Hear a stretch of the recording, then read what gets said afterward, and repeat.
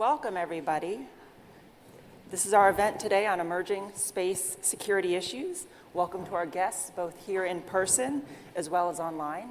I'm Carrie Bingen, the director of the Aerospace Security Project here at the Center for Strategic and International Studies, I should know my own organization, CSIS here in Washington, D.C.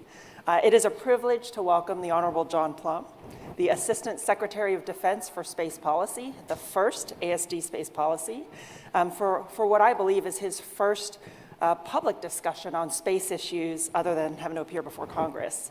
So I think the event today is also timely with next week's third birthday of the Space Force. This is a multi-part event this afternoon. First, my chat with Dr. Plumb, which I think will be a tour de force across national security space. Then we'll take a short break and then welcome a distinguished panel of experts to discuss the topic of low Earth orbit LEO broadband communications, the impact of which we're seeing daily in Ukraine, and the subject of a CSIS report that was just released this afternoon. Finally, we welcome those that are joining us in person to a reception in our foyer afterwards. This panel discussion is made possible by the generous support of Amazon Kuiper and SpaceX. So Dr. Plumb is the rare breed of leaders who operates at the nexus of policy, technology, and operations, and genuinely has the bona fides and the experience across all three. So he's a PhD aerospace engineer and physicist. He started his career as a naval submarine officer and remains a Navy reservist. He served as a congressional staffer, I think ran for Congress as well, right? Unsuccessfully, I should. That loss, our gain. Was the principal director of nuclear and missile defense policy, the deputy assistant secretary of defense for space policy, and he went on to become the director of defense policy and strategy at the National Security Council. Prior to returning to government, he led the Aerospace Corporation's relationship with government, which is a space powerhouse for those of us in this business. John has a huge job. Again, he is the first Assistant Secretary of Defense for Space Policy, a position created by Congress to elevate the department's focus on space and bring greater cohesion to DoD policy for space warfighting. He is also responsible for the department's portfolio of strategic capabilities: space, missile defense, cyber, nuclear, counter-WMD, and electronic warfare. He is serving at a very consequential time and what I think is a historic period in national security space. So I have several questions for Dr. Plumb this afternoon, and then I'll turn to the audience for questions, both in person and online. So think about questions. If you'd like to submit one, please go to our webpage and click on the event page, and there's a button there, Ask Live Questions here. And then for the folks in person, there's a QR code here that you can also scan and get to the question page.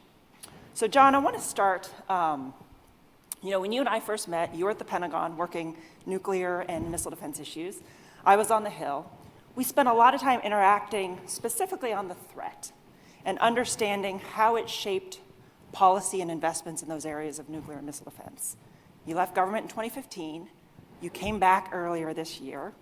You're getting intel briefings again. You've been read into all of the government space programs and activities. So I want to start with, did you have a holy cow moment?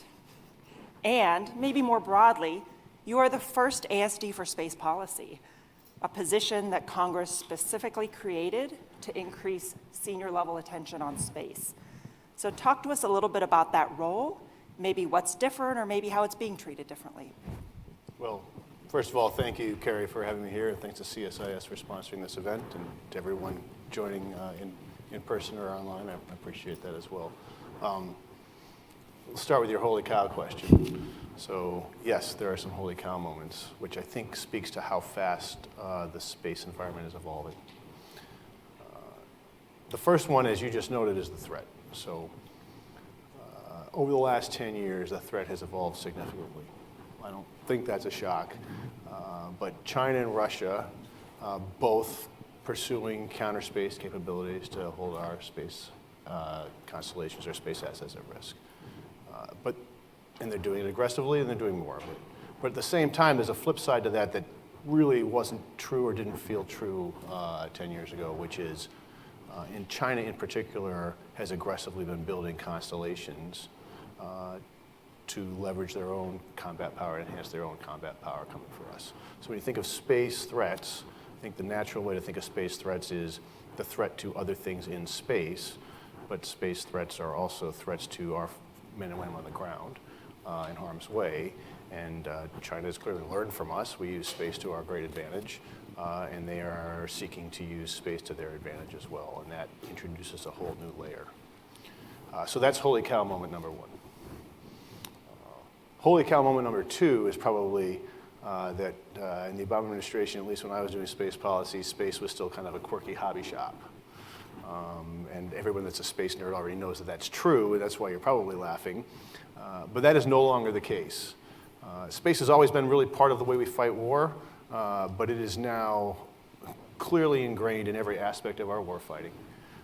And the awareness of it throughout the department, and really throughout the national security enterprise, is now in a place where it has never been before. And what that means inside the Pentagon in particular is really incredible, because it goes from having to kind of fight your way into a meeting, bureaucratically, not with weapons, to being in meetings where others, different COCOMs, different parts of the building, not just policy, are arguing about the value of space and things we need to do. That is a sea change in the approach to how space is considered and understanding the value of it.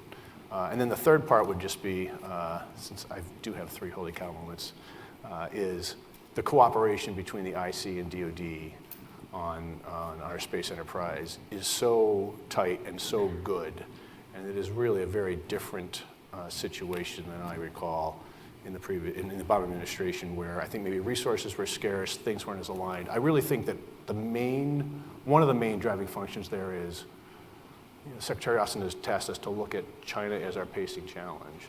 And when you focus on China, I think the threat becomes apparent, and the need to move forward and cooperate suddenly becomes the driver. So it's really, really interesting and really beneficial, and it also makes this job more interesting, because it means how can we get after the true challenges the nation faces as opposed to bureaucratic challenges inside the building.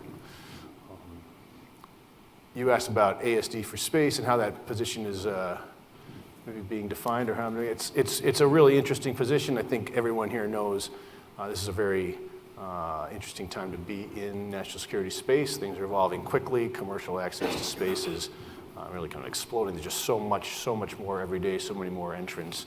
And so there's a lot to coordinate, a lot to do. The stand-up of Space Force, the stand-up of, well, the re-stand-up of Space Command, but once again, a combatant command. These issues in space being at the forefront, I kind of find myself at the nexus of all of this, and how do we use space for our integrated deterrence approach, and how do we use it not just for right now, but to shape the future. Well, and that's great, because I think over the course of our discussion here, we'll have an opportunity to dive into all of those different areas that you just talked about. If I can start, though, on the National Defense Strategy. Sure. So the missile defense, the nuclear communities, each of them had a posture review that they were directed in law to do. And those came out alongside the National Defense Strategy. Such a space review was not directed by Congress, although I understand there's a space policy review that they've directed that is in work. So can you highlight some of those key space themes that were in the NDS, perhaps areas of continuity or points of departure across administrations? Which issues really elicited a healthy debate? Maybe put us in that room that you fought so hard to get in. And then if there were to have been more of a fulsome, I'll say, standalone look at space, what additional points or decisions would we have seen in a more comprehensive discussion on national security space? So let me start with the part about healthy debate. So I was not there for the debate about the National Defense Strategy. I didn't get confirmed until March of this year, which is maybe a week before the classified version came out. And so I will just say, I feel like we've ended up in a very good place, but I can't really speak to what was going on. Even if I was authorized to speak about what's going on, I couldn't speak because I don't know. But I'd just like to address the National Defense Strategy head on here. The National Defense Strategy lays out 4 priorities: defend the homeland, deter strategic attack, deter aggression, and build a resilient joint force. And so what's really interesting is every single one of those objectives cannot be accomplished without space. When I say that space is integrated into the U.S. way of war, it is integrated. It is in there, like an old advertisement for spaghetti sauce. It's in there. I hope someone gets that joke. But that's a joke from my old nuclear power class. Any rate, there is, just defend the homeland. Let's just think about that for a second. To defend the homeland, let's just use missile defense as an example. I only know missiles coming from North Korea if I can see it with my overhead. Right? I got radars, but I also have overhead for signature, and I use this as a way to help defend the homeland. I require space for that. I also, of course, use space every day for intelligence collection. And we've seen some examples of that in Ukraine where the president has declassified some things, but that provides senior leaders decision space to help defend the homeland. Deterring a strategic attack, we have an entire constellation literally devoted to detecting nuclear missile launches to the United States, but that's only one part of deterrence strategic attack. The other is being able to project credible combat forces, and our power projection relies on space. As far as building a resilient force, we build a resilient joint force by enabling them and expanding their combat effectiveness through space, and also by allowing them to protect and defend themselves with information against space. So it just, no matter how you look at it, every single mission relies on space. And so I think space is kind of key and interwoven throughout the whole of the national defense strategy. I don't think any of the objectives can be accomplished without it. So is that kind of integration what is meant by integrated deterrence, or how you apply integrated deterrence to space? So I think that's part of it. I think this is kind of a new field to talk about space and deterrence. I mean, not new for some, I'm sure, but as a whole of government approach. And so I think integrated deterrence means a few different things to different people. Kind of at the macro level, we think about it as integrating whole of government, right? Diplomatic, information, military, economic, the whole dime. From my position, ASD, space policy, kind of over these functional offices, it's how do you integrate different functional strategic capabilities, nuclear and non-nuclear capabilities, to achieve a sum that is greater than the parts. And I think what's interesting is there's this metric some of you may know about throw weight, where there's this old school version of who's got the upper hand in a conflict. Well, how many pieces of metal can I throw over the border? Right? Well, if one person can throw X tons and the other side can throw X plus 10 tons, then the X plus 10 tons has the side. That's a very rudimentary concept that is not integrated at all. What if I have less metal I can throw over the border, but I have precision and you don't? Suddenly I'm using space to integrate my effectiveness, and I think this is kind of the idea. How can I integrate these things to get more than the individual parts? That's really helpful. I want to shift to resilience. So the NDS states that the department will field diverse, resilient, and redundant satellite constellations. Every space leader that talks about, every space leader is talking about resilience these days. But there isn't a silver bullet here. So can you unpack it for us? How is the department thinking about resilience? How are you thinking about the different options, the trade-offs? How do you see it being implemented? That's a great question, and I agree with this idea. There's this one train of thought that says the department has been saying they'll be resilient for years, and maybe you're not yet. So I will say that the buck has stopped. Resilience is in every single conversation about future space architectures that I'm part of, and that's not just the space piece, it's also the ground piece. It's user equipment piece even. But we have this, we have made this kind of fundamental shift in how we think about things from it would be great to be resilient to we have to be resilient. And we have to be resilient because the adversary is coming for us. And so what I need is a constellation that allows me to fight through, take a punch, fight through. And it kind of builds my deterrence threshold by being able to absorb a blow and kind of degrade the ability of an adversary to take a shot in the first place. So it is in every conversation, which is somewhat remarkable. I'm kind of proud of it.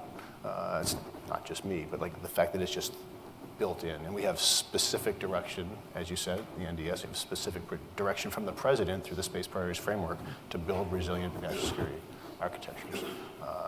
So it's a fascinating time, and it really makes some interesting new choices. All heard somebody use the analogy recently of, it's like what the old Timex watches, takes a licking and keeps on ticking. Very good, very good. So similar. Okay, the other piece that the NDS talked about related to space is norms of behavior.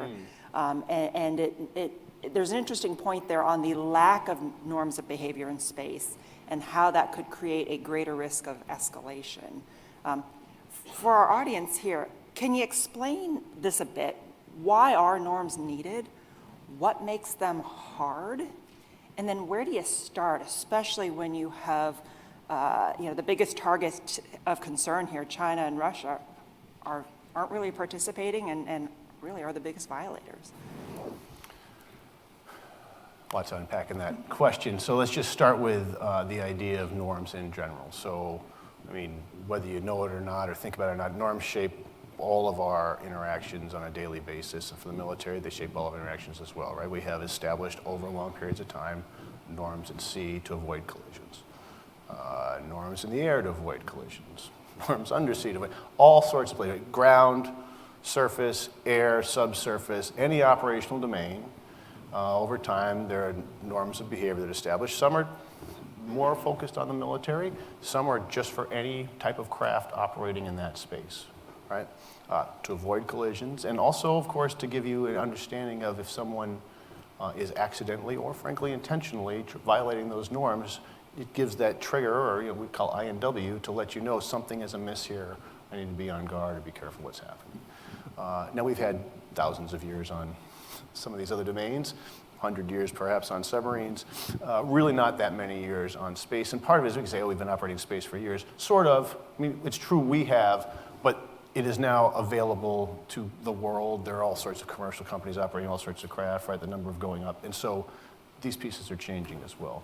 I think the more we can develop norms that make sense for protection of a safe, secure, stable space environment, the better it is for all spacefaring nations.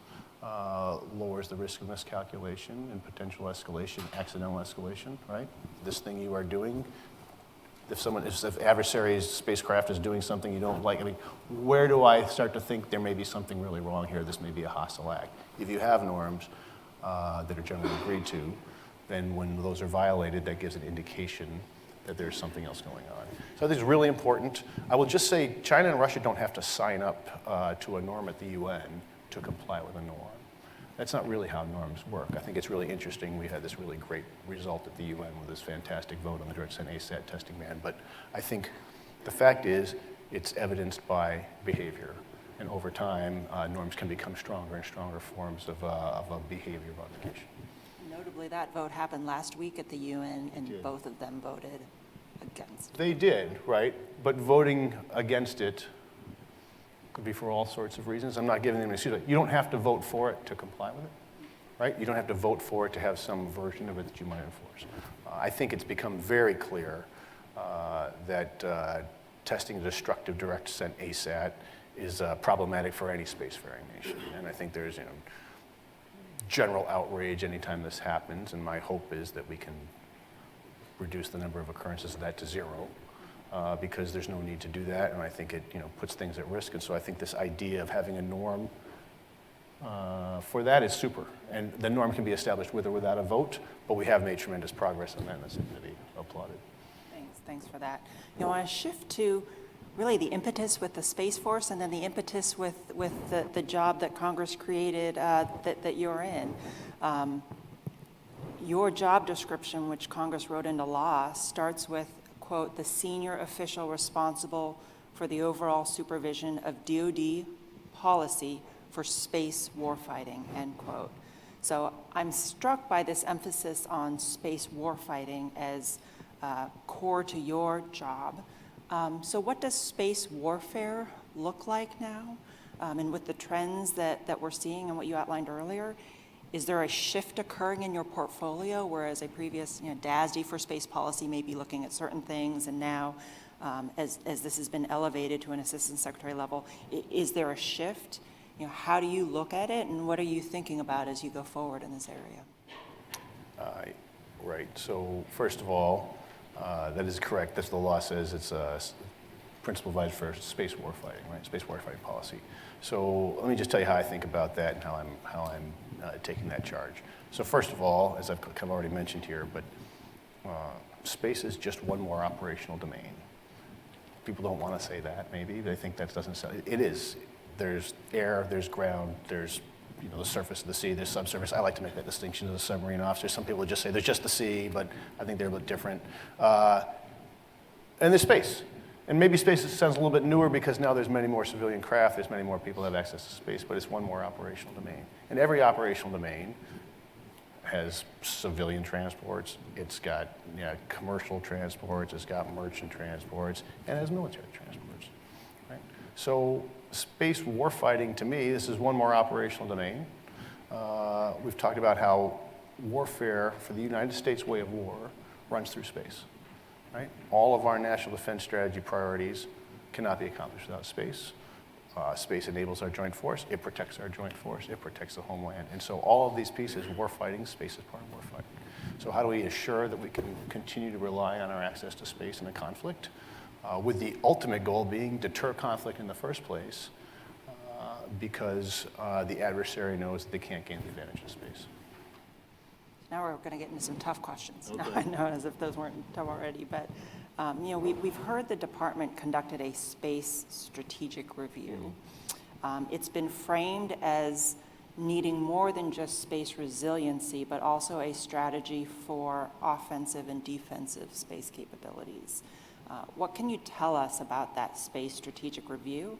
And to the extent you can, how is the department thinking through those offensive and defensive capabilities and the balance between them? And going back to the comment you just made, how do you start to normalize this discussion, not just how do we defend, but how do we potentially deny our adversaries the use of space to close their kill chains? So the Space Strategic Review, we have completed that. That was tasked by the National Security Advisor to both the DNI and the Secretary of Defense. Very classified review, just be straight up. So I'm not going to say a whole lot about it. It's an internal classified review about our overall space posture and where we should be headed from a national security standpoint. That said, a lot of the results are very consistent with previous administration and current administration guidance. And so I think I'd like to just focus on existing public guidance. And the Space Priorities Framework from December 2021 is actually an excellent place to look. And so let me just tell you a few things that it tells the department to do. It tells the United States government to do, and by implication, of course, all the department. So one, it tells us to protect and defend our national security interests from space and counter-space threats. Number two, it says protect the joint force from space-enabled threats. Three, it says build a resilient national security space architecture. And then it goes on to say, and you should also lead in the responsible, peaceful use of space, which includes, of course, developing and exercising norms. And part of that, it tells us to be able to detect and attribute hostile acts in space, which is part of that norms conversation. If a tree falls in the woods kind of a thing, right? You have to know something is happening and be aware of your domain to be able to say, hey, this is a hostile act or not. So I think that guidance is pretty consistent, and I think to be able to address all these problems, the department's pursuing a range of solutions across multiple domains to make sure that we can execute our mission. So it's a great segue then to how are we doing on tackling that issue of overclassification of space? That's a great question. Thank you. I'm really glad you asked that. I am, because I'm really glad we're getting to this. So I want to make a couple statements about overclassification. First of all, I've developed three priorities for my space team as ASD Space. Space control, which is what we're talking about here. How do I make sure that I can still use space, and how can I deny adversary hostile use of space? Space cooperation. Cooperation with allies, cooperation with industry. We often say, I like to say, frankly, our allies are an asymmetric advantage that neither China nor Russia can hope to match. Well, it's only true if we actually find a way to train and fight with them at the operational level. So that's the advantage we need to exercise. And then space classification, or possibly space overclassification. So there are three C's mostly: control, classification, cooperation. But overclassification, I think there's this hope, probably among folks in unclassified forms, we're talking about this, that the response to overclassification is to declassify things so that they are unclassified. But there are many things you can declassify and still remain classified. And so I ran a couple-day summit for internal DoD space stakeholders and IC stakeholders focused on what are those things that are limiting our ability to do deeper operational cooperation with our spacefaring allies. And it turned out that most of the problems there are related to overclassification, because some things are classified in a way that I cannot share them with allies, even if they're highly capable. And so really working in my office and with the IC on reducing some of those classification issues to the point where we can share them with allies for operational cooperation. So that is a huge, huge problem for us that we're really starting to dig into. And when I talk about that DoD-IC cooperation, this is one of those things that is, it's the right time, it's the right place, it's the right window of opportunity to fix it. And that's positive to hear, because oftentimes you hear on the operator end, they're the ones that are demanding, we need to be able to operate and collaborate with our allies and partners. But the folks who actually own the policies and the programs, it's a lot harder. So it's really refreshing. And I think there's clearly industry ramifications too, especially companies that might have to build entire architectures of classified information handling that can't talk to other parts of their company. And we have to solve these problems so we can have our industrial base be able to move faster and really more affordable. Well, and you hit on international. You have the lead within the department on international space cooperation. Would love for you to spend a moment here talking about where your focus is there, what some of the topics are in terms of those international discussions, and where you see that going. Well, so fascinatingly, last week I was actually in New Zealand along with General Dickinson and General Saltzman for the Combined Space Operations Initiative Principles Board. That's a mouthful, we call it CSPO. But really air chiefs, space command commanders, and policy level my equivalents from Canada, from Australia, from New Zealand, from France, from Germany, from the UK and the United States. Massive meeting. And also New Zealand is a long way from here. I'm just going to, is a long way from here. Really, really important meeting though, where we're really trying to figure out how to knock down these barriers to better operational cooperation and find a way forward for all of us. And so to me, that has fantastic ramifications for deterrence. It also has good ramifications for things like building norms and establishing, the more folks together working in space that can become aligned through conversations, I think the better chance we have of maintaining that secure, stable environment we want. Yeah, I appreciate that. Yeah, let me pivot to commercial space and start with Ukraine. Ukraine is being called the first commercial space war. I'd be interested in your observations on the role of commercial space capabilities and the lessons that we're learning in Ukraine, and maybe what that might portend for the Indo-Pacific. Oh, interesting. So, been thinking about this kind of concept. I don't think anyone except you has called it a commercial space war to me, but I will buy your premise. But I will say this. The kind of rapid acceleration of commercial presence in space has really been evidenced over the last 10, 15 years, and this is the first major conflict where this has come into play. And so it's not an accident. It wasn't available before. The thing that's new is now there is all sorts of commercial space, and we talk about it publicly, and people can buy access to images and things. And so I think that piece in particular, as it appears to me to be, this is the way of the future. Commercial space will be integrated into these conflicts. And your second question was what? Any lessons learned from it, and then what that might portend for the Indo-Pacific? I think, to me, the lessons learned is this is part of the future architecture. There's a lot of extra capacity that comes from commercial networks. Getting back to the idea of resilience, which we had discussed a little bit earlier, right? It's pretty clear now that the Department of Defense doesn't have to build its own constellation for every mission set to introduce resilience, right? I know you guys are having a LEO broadband discussion, right? But there's a lot of broadband capacity available now and more coming. So does the department really need to build its own when so much is available at the commercial level? I think these are all pieces that are going to be incorporated into future architecture decisions. And that's a great segue into LEO broadband. And following our chat here, we'll have a superb panel to discuss a new CSIS report on the competition in LEO broadband services. You think Starlink, Kuiper, OneWeb, growing competition from Chinese competitors in this area. These constellations would together add almost, 100,000 satellites to an orbit today that is an order of magnitude, less than 10,000 in that low Earth orbit. So how's the department thinking about these large LEO constellations, what they mean, whether it's from an acquisition, policy, operational perspective? What do you think some of the issues are that policymakers like yourselves might be wrestling with?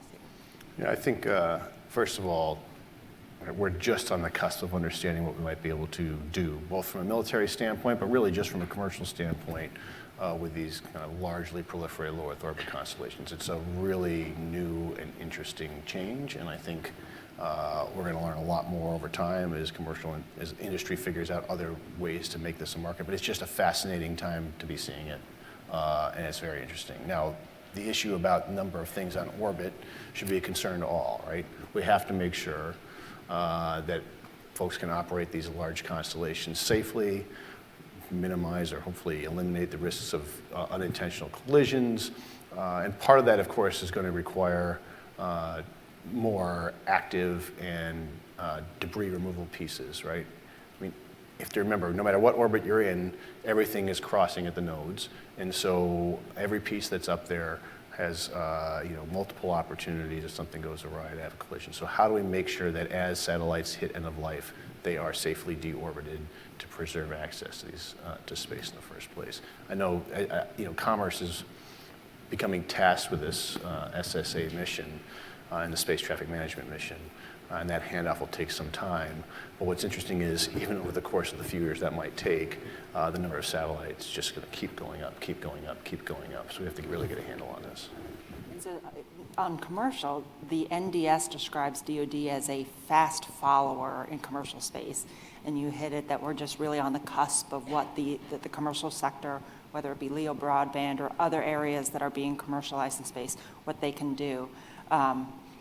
What's your sense of the urgency, the speed of movement within DoD to leverage these commercial capabilities? And then on the speed, how do you tackle that speed mismatch? Yeah, so that's a great question. So the first thing I'll say is there is deep awareness of the need to move faster to leverage kind of commercial innovation.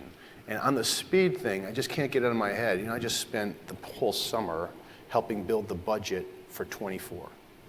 Right? Which was going to go to the Congress in February, probably get passed by the Congress, typically sometime in December of 23.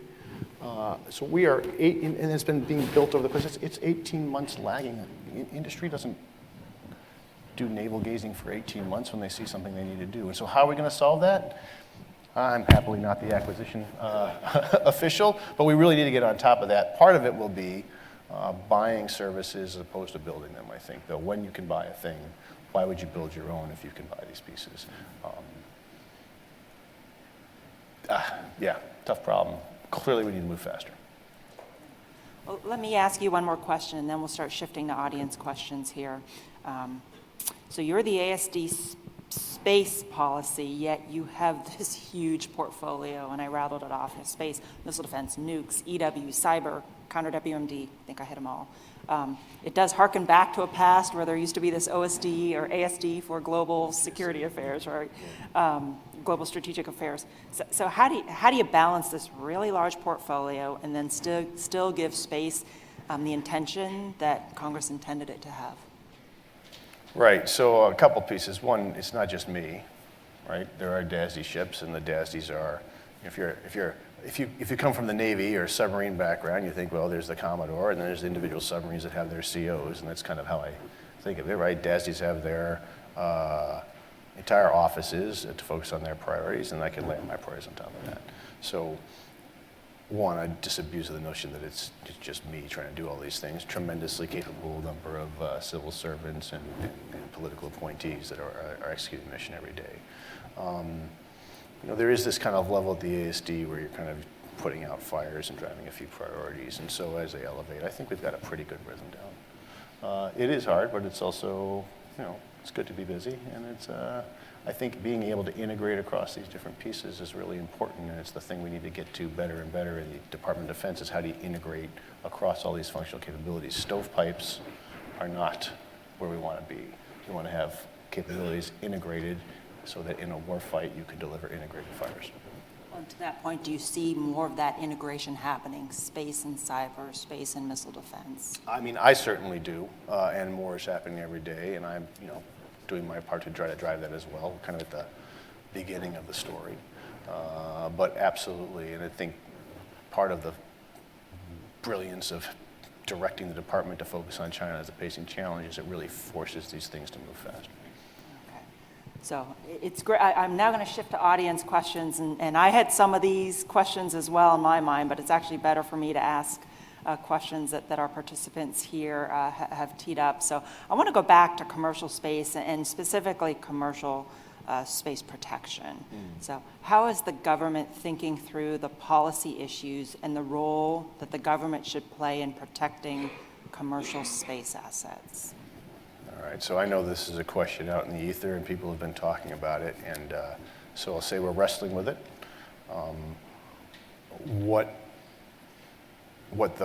No decisions have been made on this at any point here, but I'll just say there is one thing that was starting to become more and more clear, which is that the ability to share threat information is going to become a really important part of way to help make sure that commercial operators are able to protect their systems.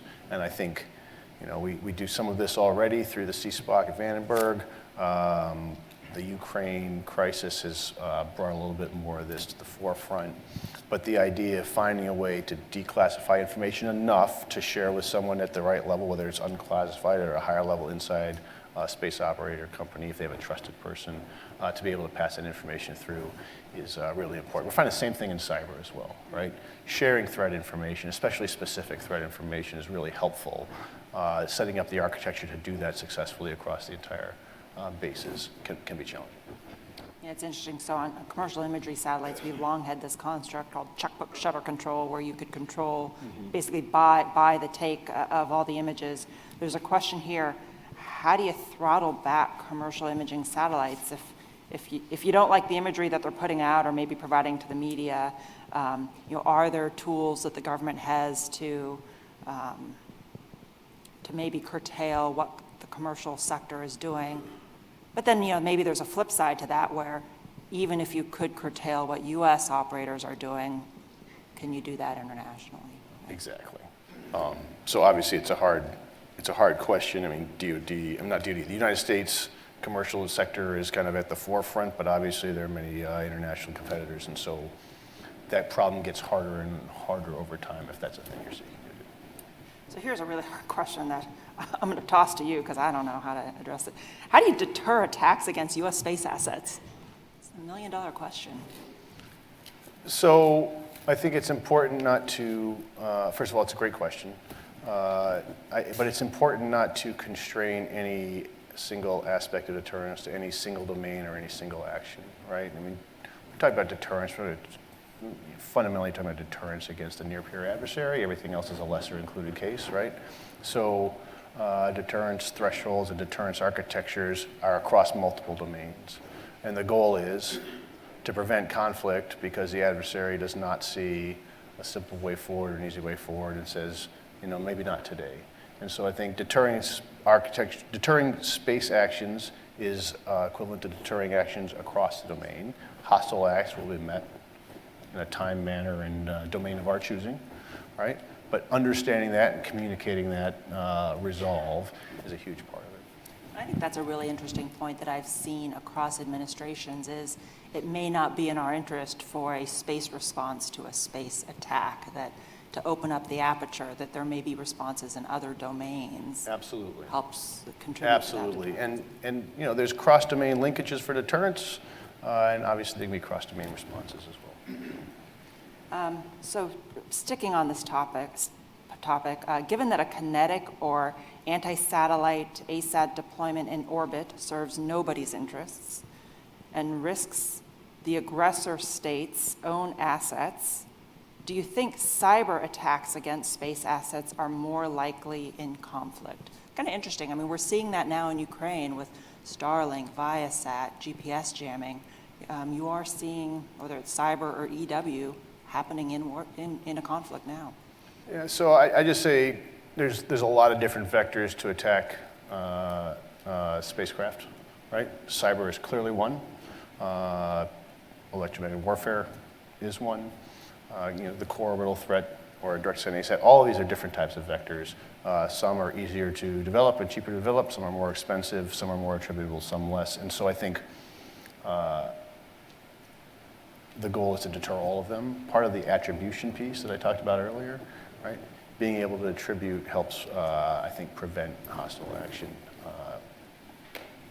It doesn't solve everything, but it helps. But yeah, cyber is absolutely a problem, and there's several vectors for cyber attacks against any satellite. So what, on the attribution piece, space domain awareness, there is this space traffic management mission is moving over to the Department of Commerce. How is that going, and how is that division of labor starting to work out between what DoD will do versus what Office of Space Commerce will do? So my team communicates with the Department of Commerce team every week on this, it's tracking and making sure we're on the same page, and they're a good partner. I think DoD is fully invested in making sure that that part of the mission is transferred to Commerce. That will not relieve the Department of Defense from its space domain awareness mission, right? So if the space traffic management for commercial entities, for example, moves to Commerce, that will relieve some of the burden on DoD. Commerce will still use DoD sensor inputs. As far as the timeline, I think the initial stuff I've seen will probably take, maybe about 3 years. I think some folks are hoping for IOC earlier, but the fact that you can't really just declare IOC until you're at it, and so the question, initial operating capability. So I think we'll see a methodical movement towards this, but I don't have a definite answer as to when that handover occurs. Okay, thank you for that. You mentioned at the outset the tight cooperation happening between DoD and the IC, which I think is great to hear. Talk to us about the relationship with the Space Force in your office. And you mentioned Space Command as well. I would say just great. I really enjoy working with space professionals. I think Space Force, I've got some folks from the Space Force in my office. They're Space Force, Space Command, three. In my office, we're routinely in all sorts of meetings together. I think we have a really good and candid working relationship, which I think is really important. I think Space Force is doing great. I think we've got really dedicated folks there, and I think the fact that they're all sort of part of something new gives them a little bit of additional gas in the tank to really see things through. I really enjoyed working with General Raymond. Really impressed by General Saltzman. But it's not just the top; it's all the way down. I think we're in a good place, only going to get better. So this is an interesting question. I feel like I'm going to channel former Secretary of Defense Rumsfeld here when I ask it. Because space is a new and developing domain, there are sure to be consequential unknowns. What is an example of a question you have that is yet to be answered? What are your unknowns, and where are we in answering them? So these are my known unknowns or my unknown unknowns? I can't answer the second. Let's see. What are my known unknowns? Boy, I'd have to think about that one. A couple things just come to mind are, as I already mentioned, like the LEO broadband thing you're going to be talking about. Tip of the iceberg.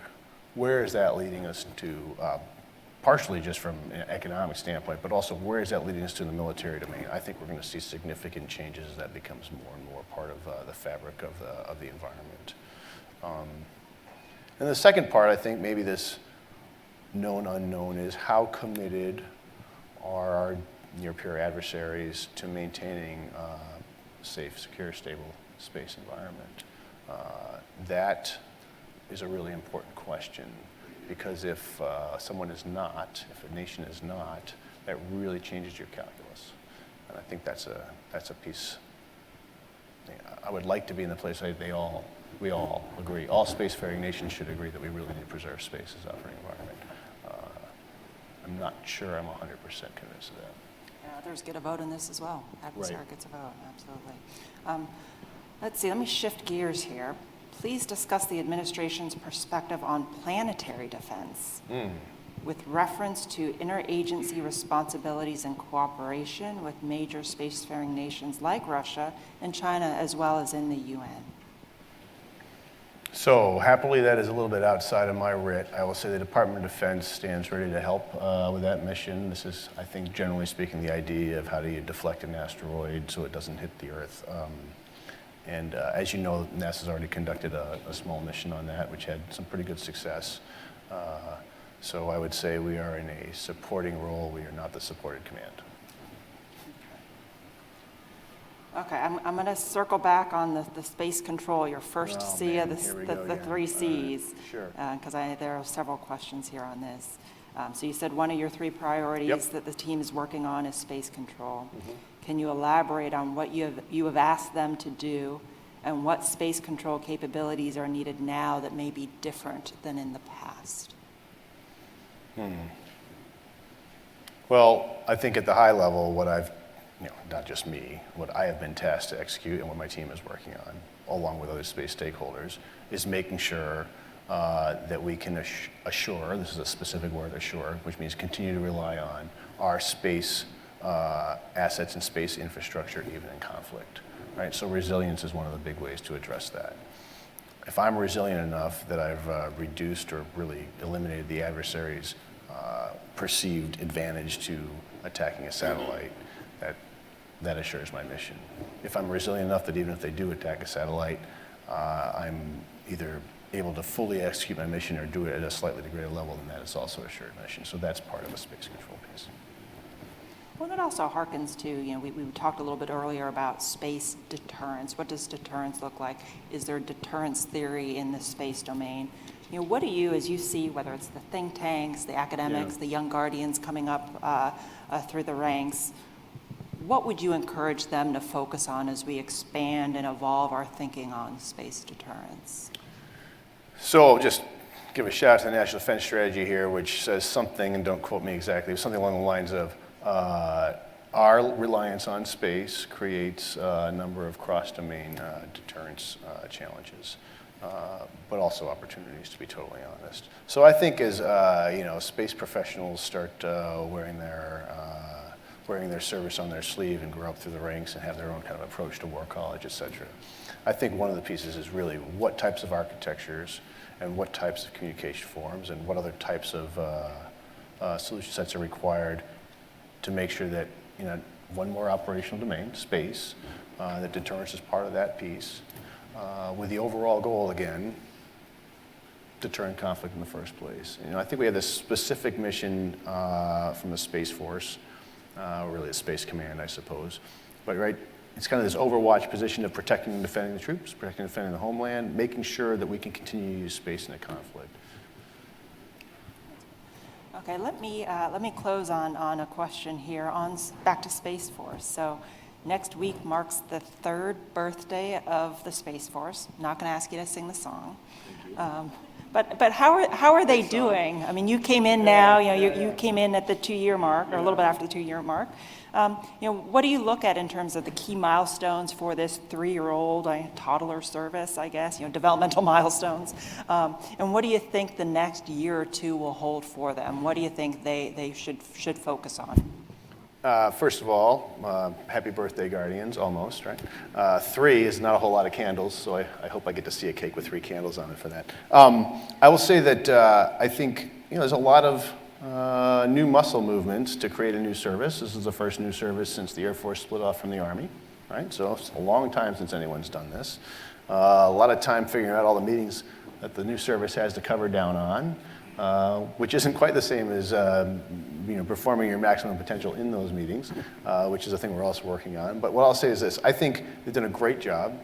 I think the fact that the entire department, frankly the entire executive branch, and frankly the Congress on both sides of the aisle, invested in making sure Space Force success is super helpful, right? So the necessity and the importance of space is not lost really on anyone in the government at this point, I hope. And so that kind of gives this extra impetus. I think if you ask me what are we looking for the next couple of years, my opinion, what I'm looking for, and I've touched on it a few times here, is really driving home this idea that space is just one more operational domain, and how do we normalize operations in one more domain. And I think that's a really good frame to look at it from, and I think that will help draw parallels to other domains. So I'm really looking forward to that. But I don't want to pretend like that's easy. That's hard, but it's important. So space may not be special, but we're all quirky, which Yeah. I think is a term of endearment Yes, for so fair many enough. of us here. You're all special, yes, okay.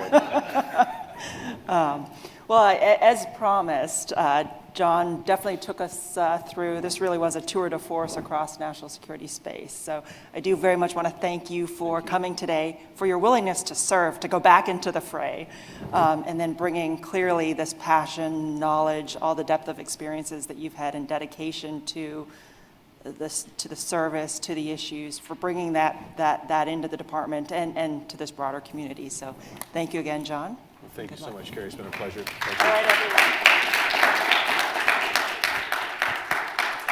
We are going to take about a 10-minute coffee break, and then we will reconvene here at 2:30 for the panel discussion. Thank you.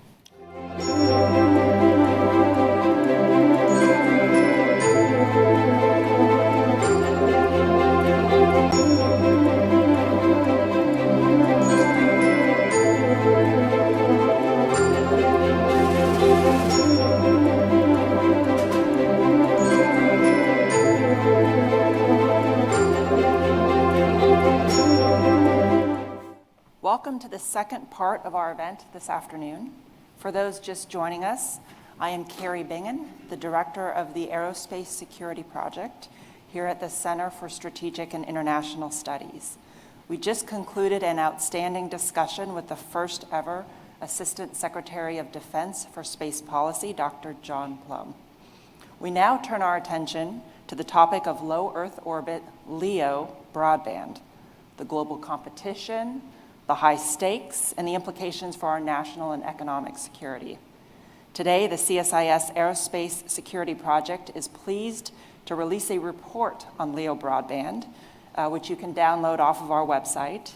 And we have a superb panel of government and space policy experts and true thought leaders to weigh in on the issues associated with it. Our panel discussion is made possible by the generous support of Amazon Kuiper and SpaceX. We are joined by Commissioner Brendan Carr, the Senior Republican Commissioner on the Federal Communications Commission.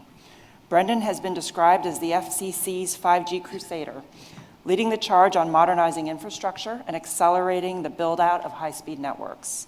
He brings nearly 20 years of private and public sector experience in communications and technology policy, including as an attorney at Wiley Ryan LLP, specializing in telecommunications. I would note that Brendan was confirmed unanimously by the Senate, which is something pretty tough to do these days, and a testament to his substance and his bipartisanship. To his left, Secretary April McLean Delaney, the Deputy Assistant Secretary of Commerce for Communications and Information, and the Deputy Administrator of the National Telecommunications and Information Administration, NTIA, so 2 jobs there. Her portfolio spans expanding access to affordable high-speed internet, spectrum management, privacy and internet governance, public safety, communications, and international matters related to spectrum, orbital resources, and the ITU.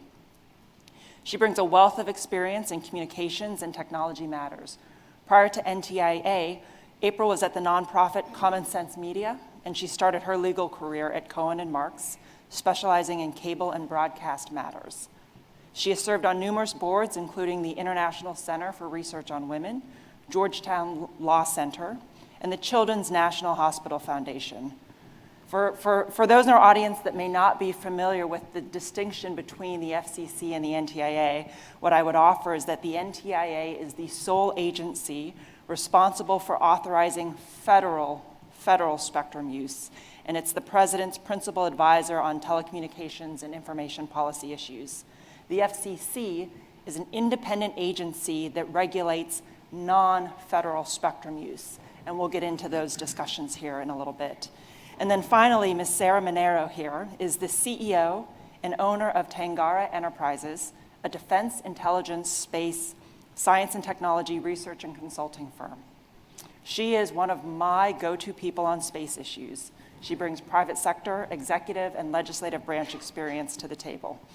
She was the Senior Director of Space Strategy at Anduril Industries, a high-growth venture capital-backed defense technology company, the staff lead for the House Armed Services Committee's Strategic Forces Subcommittee, where notably she was one of the primary drafters of the Space Force legislation. She served in the Office of the Undersecretary of Defense for Policy in various roles across space, nuclear, missile defense, the Koreas, and Brazil policy, and started her career as an intelligence analyst at the National Air and Space Intelligence Center. So I have several questions for our panelists, and then I'll turn to the audience for questions, both those in person here as well as those watching online. To submit a question, go to the CSIS webpage on this event and click the button Ask Live Questions here. For those in person, if you look above, there's a QR code that you can scan and also submit questions. But before we start the panel discussion, I'd like to introduce the lead researchers and authors of the report, McKenna Young, who is the Associate Fellow in the Aerospace Security Project, and Akhil Thadani, a Research Associate in the Project on AI Governance Strategic Technologies Program, to summarize the report's key points. McKenna and Akhil.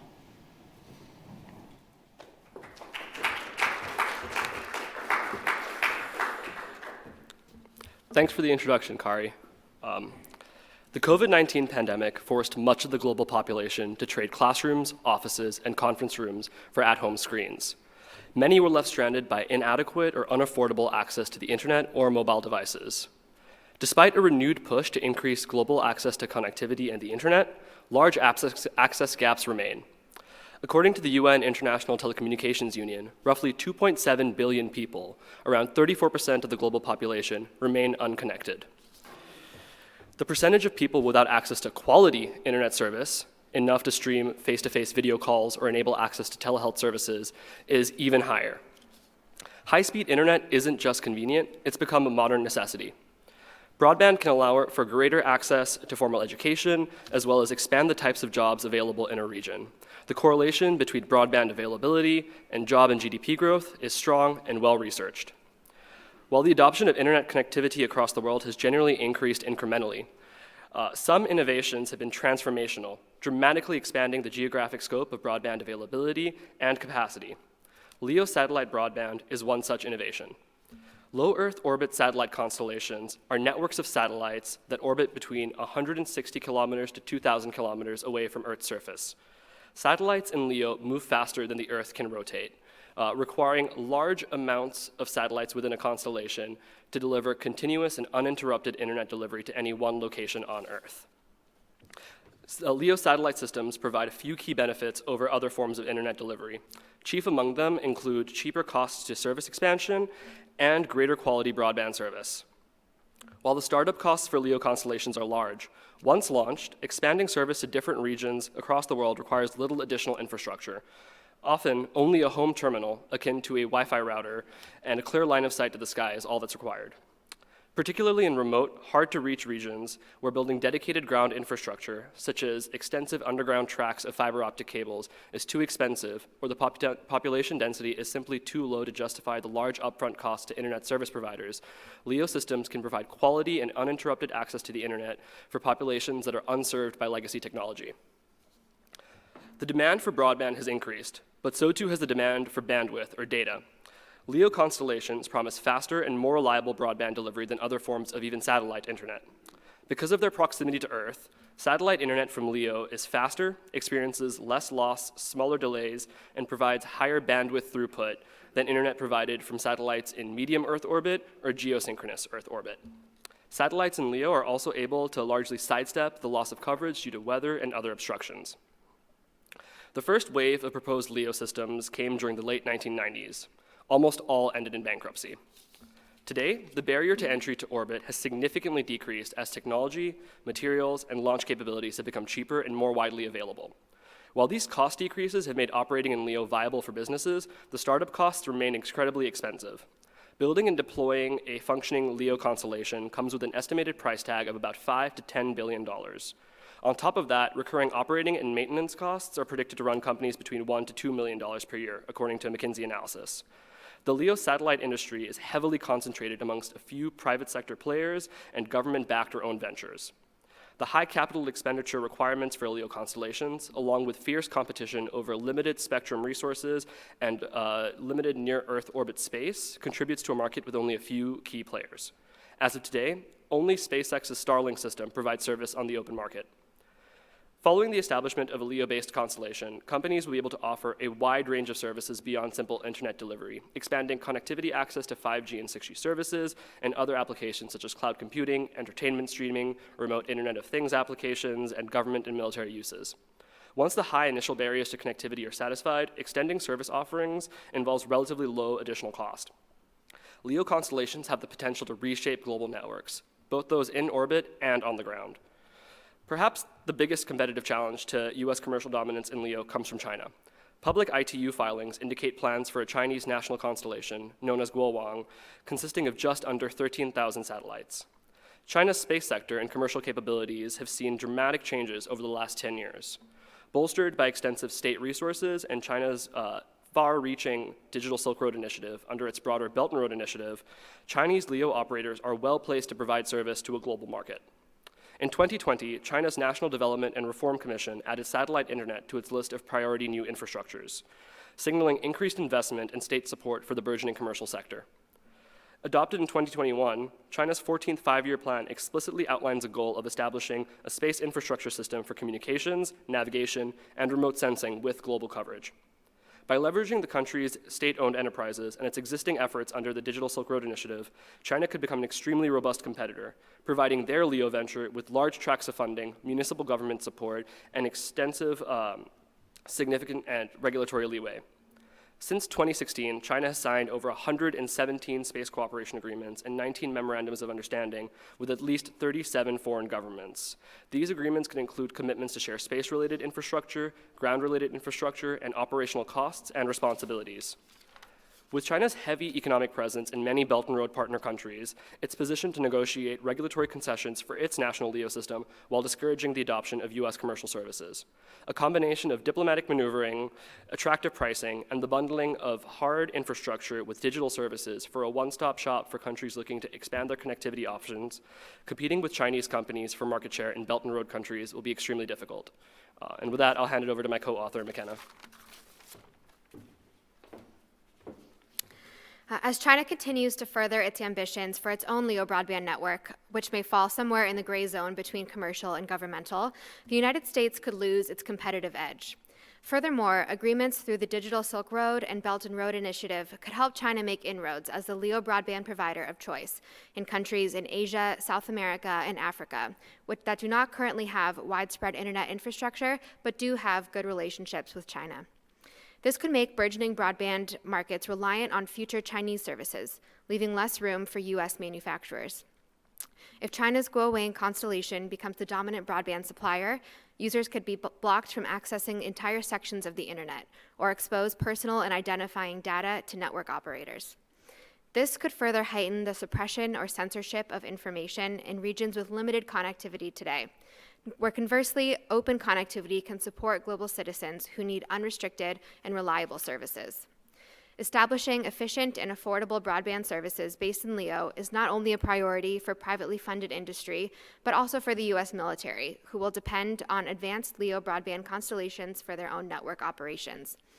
And LEO broadband is already being used and targeted on the battlefield in Ukraine.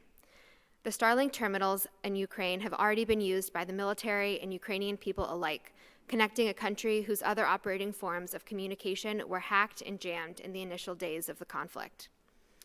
This growing competition carries many risks to a rapidly growing space domain, including environmental, technical, and political uncertainties. An additional difficulty to fulfill development of these systems is licensing. Over the past 2 years alone, the FCC has received applications for over 64,000 new satellites, almost 10 times the number of operational satellites in orbit today. Regulatory agencies with jurisdiction over space and space-related activities are struggling to keep pace with private sector growth in managing these constellations, a task that is correspondingly growing in difficulty. The rise of commercial space-based operations more broadly has forced new paradigms on a sector previously dominated by government and defense ventures, highlighting the need for updated regulation and an increase in capacity for the regulatory review process. Because these constellations involve many rapidly evolving technologies, by the time licenses are granted, the subject of those licenses risk becoming obsolete. This, in turn, slows down government review. Navigating an onerous regulatory process while also facing narrow profit margins and an unforgiving business model can make it almost impossible for all but the largest, most well-resourced companies to obtain licenses. This is not solely a U.S. problem, however. The international community should work together to establish norms of operation for space systems in orbit, starting with large LEO operators.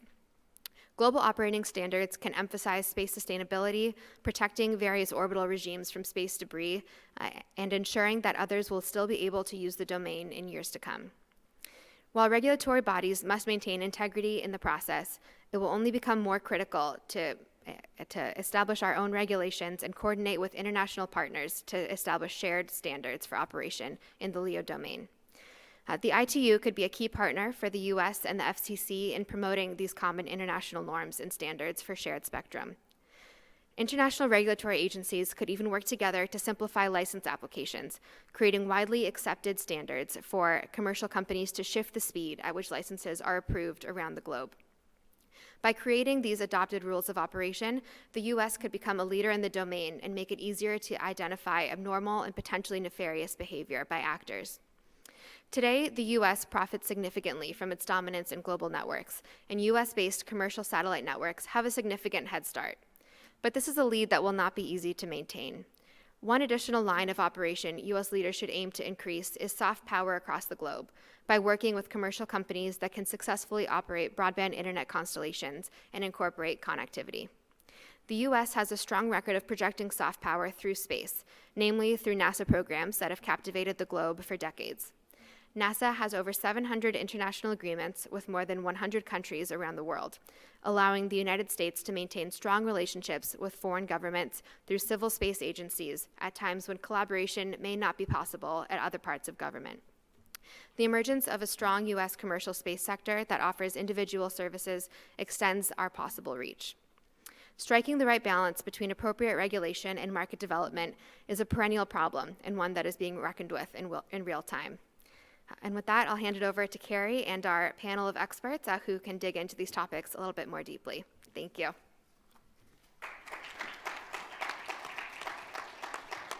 McKenna and Akhil, thank you very much. You've hit on several meaty issues that, again, I just am very privileged to have this panel of experts here to talk about this. So Commissioner Carr with the FCC, Secretary McLean Delaney with NTIA, and then Ms. Sarah Monero, who is my go-to space policy expert. But let me start here with Commissioner Carr. So what's the so what of LEO broadband? I mean, is it really that transformational? You know, what does it mean for that average American, the community, the business? And FCC has such a broad remit. Where does space fit into all of that? Yeah. Well, thanks so much again for the opportunity to join you all. It's great to be with distinguished government officials as well as private sector go-tos. It's great to be able to join you all. Look forward to the panel. Look, this latest generation of low Earth orbit satellites is absolutely a game changer. It's unquestionable for me. At the FCC, our remit covers a lot of things. Sometimes I don't think it covers enough things, but one of the things that we're very focused on is bridging the digital divide. And that's just one use case example where I think LEO is going to be so vitally important, where it fundamentally shifts the economics of serving American families, but also the timeline by which they can get served. And I'm reminded of this. I was in a very small town in Alaska called Napakiak, and I was there with the NTIA administrator. And the only way that you could get there was by boat. It was completely cut off from the road system. And the day that I went there, it was the very first day of school. And we arrived, we got a chance to talk to a young mom. Her name was Rachel, and she had her little kid running around with her. It was the first day of school, but he wasn't in school. And so we were trying to sort of figure this out, and the school was closed, not because of COVID, because it was actually under construction. And so the school district decided to have kids do remote learning, which is great, except one problem. In Napakiak, there was literally no service. I pulled out my cell phone and it has no bars at all. There's obviously no wired connection. Again, it's completely cut off from the road system. And that's a community where virtually overnight, that type of community, virtually overnight, you can go from on the wrong side of the digital divide to a low Earth orbit satellite technology, bringing them directly across the digital divide. And that's a game changer for families, for educational opportunity. And that's why it's so important, because I would love to have a situation in which we get other types of high-speed connection, fiber, for instance, built out to every single community in the country. That would be wonderful. But there's two constraints we have to deal with in the real world, which is money, but almost more important than that is time. And we've seen a massive amount of investment by Congress recently in bridging the digital divide, which I think is welcome news. I think it's wonderful. It's why I'm in public services to accomplish that goal. And I think COVID-19 really solidified bipartisan support to the investment needed to do that. So that's a good thing. But there's still the time value. And in order to get fiber to a community like Napakiak, we're talking years and years down the road to serve either that community or every community like that. And so while we're engaged in this project to end the digital divide in this country, we have to look at technologies like LEO systems that can do it virtually overnight. Because if what we're telling people at the federal level is we want you to get fiber because we think it's the best, most robust service, what you're really telling people is just to stay waiting on the wrong side of the digital divide longer than necessary. And so we need to find a blended approach. And you talk about what is the big deal. The big deal with these new generation of LEO satellites is that you can compete against terrestrial technologies really for the first time. We are seeing speeds and latency that was talked about that historically you had to have fiber or maybe a very powerful 4G connection. And so it's the ability to deliver directly without a tremendous amount of physical infrastructure, a high-speed connection right away. And so we see it, as I mentioned, with our remit for the digital divide, but there's also national security elements, there's public safety elements. I was out in California a summer ago, spent a day with one of the crews that was fighting the Dixie Fire, which at the time was one of the largest fires in California history. And obviously as a natural disaster like that rolls in, a lot of the terrestrial communications networks are compromised. And Starlink actually provided some high-speed connections, some terminals to the crews that were engaged in those fires, and they're able to immediately get connectivity, which is, quite literally can be life-saving in a circumstance like that. So there's public safety uses, obviously sort of after hurricanes, there's that type of stuff, but we talked as well about national security. You look at a situation like Ukraine where LEO systems are operating there, able to provide robust connectivity, so it's important. And it's important from a global competition perspective. There's no technology sector that we as Americans should cede leadership to the Communist Party of China. We heard a little bit about it in the presentation.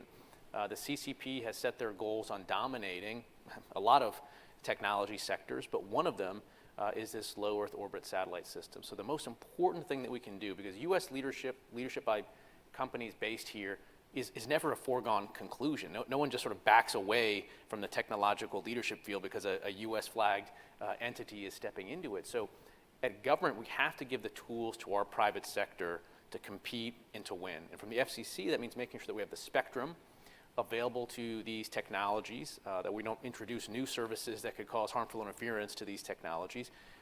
Most important right now is we have to go faster. When we talk about this just massive increase in the number of satellites that are up there, thousands and thousands of them, we can't process those applications with the speed with which we moved when it came to the larger, slower moving GEO constellations. And so there's some actually really good plans on the horizon for that. One, the FCC is looking to stand up a specific space bureau, which to the extent that that helps speed things up, I think that's great.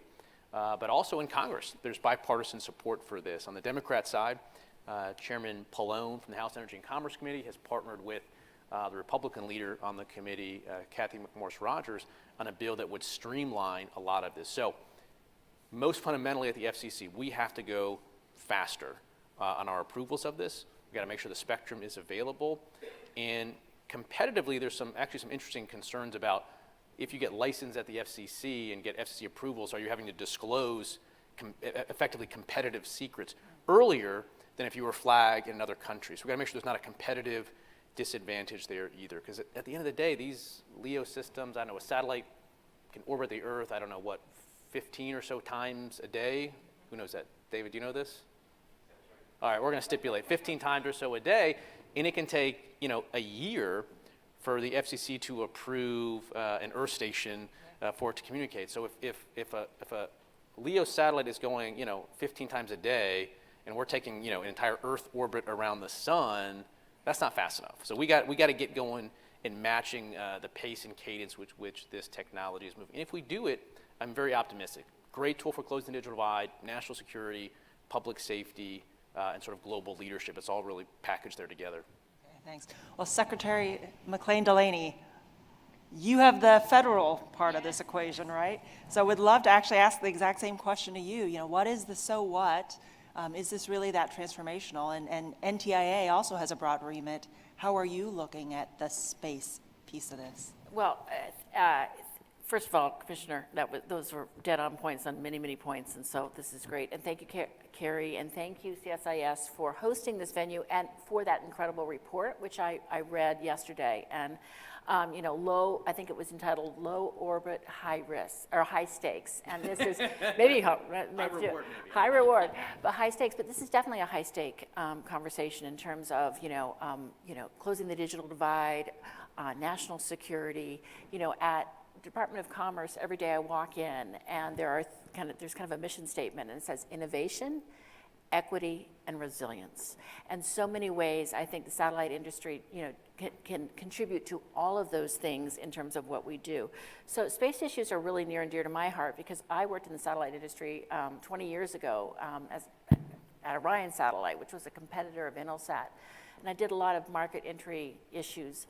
But it really I remember the dawn of the LEO age, and what happened with some of these and how incredible it is, and it is really a transformational time. But space policy issues are really a big priority of the Biden administration, and NTIA serves as as you said, the White House advisor in telecommunications and policy matters. And so, in advising, the administration, we've closely coordinated with them on a lot of these issues. But we also advise Secretary Raimondo, and Secretary Raimondo really cares about space commerce, and she's also a strong advocate, just as the commissioner was talking about, universal connectivity, and and particularly connectivity to marginalized communities. And our assistant secretary was in Alaska as well. And, LEOs have the ability to really help close that digital divide in so many ways. We're working on the Internet for All initiative, which is really about rolling out the $65 billion program of closing the digital divide here. It has through the legislation, a fiber component that was in the enabling legislation. But, there are places in this country that are remote, and that LEOs and satellite connectivity will definitely be helpful in helping close all of those issues. Now, these new mega LEO constellations really, in addition to, connecting the connected, connecting the unconnected, as they say internationally, are incredible because, they're the initial LEOs really had more of a latency issue because they were in a different frequency spectrum. But now that they are using kind of more a larger frequency block worldwide, there's lower latency, and I think as we have more and more of these satellites coming out, there will be an increasing coverage and an ability to really have a greater throughput. And at present, it was really interesting. I looked up Starlink service providers, for example.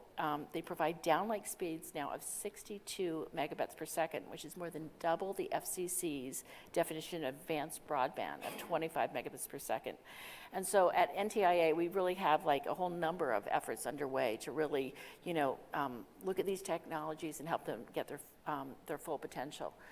So we're talking about domestically, but I think actually, also the wider issue in terms of how this all comes to play, and particularly, in the format of China, is, at the ITU, there's really a lot of these issues are playing out in terms of spectrum and orbital assets.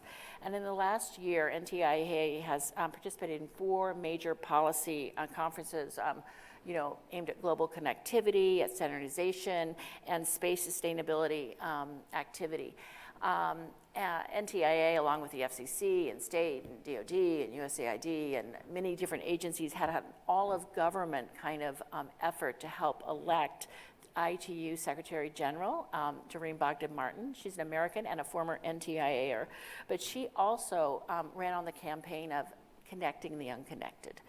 And, the ITU plenipotentiary adopted a new resolution about the ITU's role in space, in the Space 2030 agenda. And it sees space as a fundamental driver of sustainable development.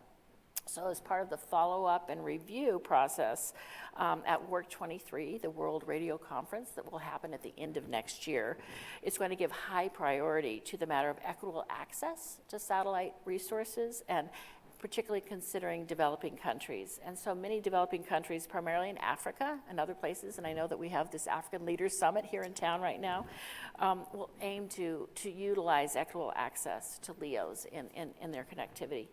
And so in addition to that, the ITU also has the World Radio Conference and really looks at spectrum and the harmonization of spectrum and what, that is the other part, because there's both the orbital assets and the spectrum as we go into it. And so that is something that we are going to increasingly engage on and look at.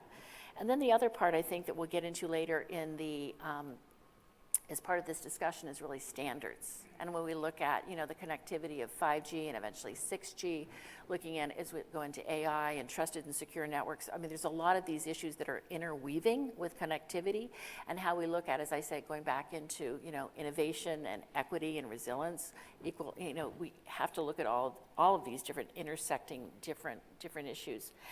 The interesting thing you said about the Space Bureau at the FCC, I think there is quite a backlog in terms of, I think the report said there's going to be something close to 90,000 projected satellites. Now, who knows if they'll all be built, all of the different intersecting issues, but that does mean there's a backlog, and there is issues in terms of licensing, where that is. The difference between NTIA and FCC, as you know, we handle the intercoordination of our government agencies here in the United States through kind of an IRAC process. And the FCC obviously licensed the commercial spectrum, and we kind of domestically work together in terms of harmonizing and coordinating spectrum. Internationally, we work as a team, both on these spectrum issues, but in standards and how it will interconnect with these emerging technologies. And I think it's going to be very important as we look at secure and trusted networks and their proprietary nature in which they have obviously with Huawei and certain of the space issues that have been that they have had with 5G. We are going to be increasingly engaged in that. And then the last thing I'd say is the FCC had a notice of inquiry on in-space servicing, assembling, and manufacturing most recently, which is going to be really interesting. And we filed as a placeholder as we conduct greater kind of internal U.S. coordination, and as I said, kind of look at some of the federal equities with respect to spectrum. And we anticipate filing additional comments, as I'm sure the private sector will as well. But I think we are going to be working closely with the entire Commerce Space team to integrate our positions with all those in the executive branch and the agencies in these novel different areas. And so I would kind of echo, and I'm really looking forward to this conversation, that LEOs are transformational. They have the ability to be easily deployable. They have the ability to really forward a lot of this connectivity. But they're globally, we'll have to see where it goes with some of the different systems, how many systems there are up there, where they're going to be operating at what frequencies, and then most importantly, how do we ensure, as we have 5 and 6G secure and trusted networks, in terms of making sure that we don't have a Huawei in the sky with respect to integrating those LEO networks into some of the 5G networks that are currently in the developing world. Great point. And you just had a lot of topics that I do want to come back to in the conversation, but I'm going to shift to Sarah here, my go-to space person. We've tried these large SATCOM constellations in the past, 30 years ago, Teledesic, Globalstar, et cetera, and it didn't quite work out. So what do you see as what's different now? will all these operators survive in these market conditions? And then, having spent all the time that you have in national security, do you see a growing demand on the national security, on the military side, for these kinds of capabilities? And what are some of the policy issues that they're raising? Yeah, those are some great questions. Despite what you might have heard, I am a perpetual optimist, and so I will say that not everyone's going to survive and not everyone should survive, but a goodly amount of them likely will. I think there are fundamental differences in how LEO broadband is being addressed from a federal level and from a commercial level. From a commercial level, and you've already heard kind of the federal perspectives, and that is encouraging and enabling the bills that were just recently dropped in E&C from a bipartisan E&C committee. As a nerd on multiple levels, I read those bills, and one of the things that I loved most about those bills was they actually had specific timelines for when things would actually, licenses would need to be granted and when reviews were due. And holding that accountability is something that I hope there is a bipartisan push for in the next Congress as well, and I anticipate there will be. From a commercial perspective, I think one of the things that has made operators like Starlink and Kuiper, viable from a market perspective in the future is they're not only investing tremendous amount of capital expenditure on the on-orbit architecture, but they have fully thought through and produced terrestrial terminals and users and thought about that in a holistic way that I think was sometimes not as apparent in things like Iridium with large sat phones that cost a lot of money, to bring data down and through. And so, one of the things that SpaceX has done, for better or for worse, is, they know how to manufacture a thing. They know how to take a highly complex thing, whether it is a launch like rocket, whether it is, literally launching things into space, or whether it is a terminal. They have figured out how to engineer that and mass produce that, right? And doing that in line with the on-orbit architecture, I think, is something that well-placed companies will do to help set themselves up for success in this area in the future. From the military perspective, from the national security perspective, of which I would say, quite frankly, the FCC and the NTIA play a very robust part in. From kind of the national security, classically DoD and intelligence community space, clearly there is a need and a capacity for LEO broadband that's being served now. I think everyone up here has talked about Ukraine in some circumstance. ASD Plumb certainly talked about that previously. I think you will start to see that increasing because, quite frankly, as you have LEO broadband capabilities that really are legitimately competing with the capacity and the throughput of terrestrial systems, right? You're going to start seeing things like not just reducing the latency, but also passing that data among users on the ground at a quicker pace, passing more data on the ground at a quicker pace, and quite frankly, pushing application layer functionality that has usually been done in kind of large data centers out to the edge. And you'll start to see that in things like Internet of Things, 5G, 6G as it develops, but programmatically in the Department of Defense and operationally in the Department of Defense, you'll start to see this in the architectures that come out for joint all-domain command and control, whatever the heck that is, as a whole, probably other 9 hours of debate we could have on what that is. The fact that every service has their own all-domain command and control thing, which then means that it's not JAD-C2, but it's SAD-C2, which really may be a thing. Thinking through those aspects will all be leveraging and enabled by the framework that, federally and commercially is going to be riding on LEO broadband of now and then into the future. Sarah, your point on terminals, user terminals, is really interesting. You think about soldiers on the battlefield that would have to set up and tear down this giant 5-8 foot dish or something like that, versus now you're seeing antennas are basically the size of a sheet of paper, so pretty phenomenal there. If I can shift here to China and the strategic competition, which we spent quite a bit of time in the report delving into. And Sarah, I'm going to come back and start with you on this. You know, you started your career looking at technology trends and threats to space, including what China was up to. You've seen it evolve in the 20 years since. So can you talk to us a little bit about this evolution of China in space and what you're paying particular attention to?